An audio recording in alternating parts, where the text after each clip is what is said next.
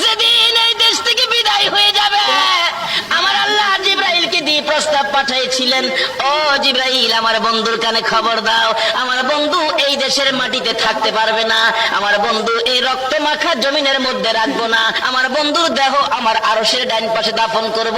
জিবরাইল খবর নিয়ে ডাকতেছেন, হুজুর আল্লাহর সালাম গ্রহণ করুন। আমি জিবরাইলের সালাম গ্রহণ করুন। আল্লাহর নবী গো, আপনার দেহ মোবারক আল্লাহর আরশের ডান পাশে দাফন হবে, আপনি খুশির সহিত কবুল করুন। আমার নবী কোনো কথা কয় না, দুইটা চোখের পানি ঝরঝর করে ছাড়তেছে।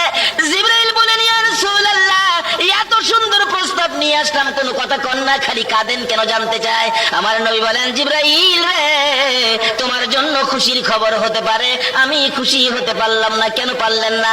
রে জিবরাইল, আমার দাফন আল্লাহর আরশের ডান পাশে হবে, আমি জানতে চাই আমার গুনাহগার উম্মতের দাফন কই হবে রে?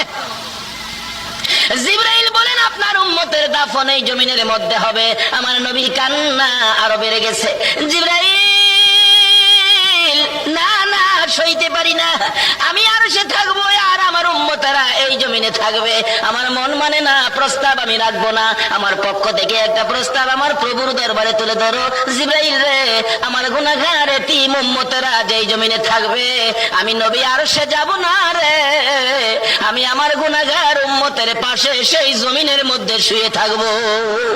আরে দয়ালো নবী, প্রেমের ছবি আর আসবে না জগতে, আমার দয়ালো নবী, প্রেমের ছবি আর আসবে না।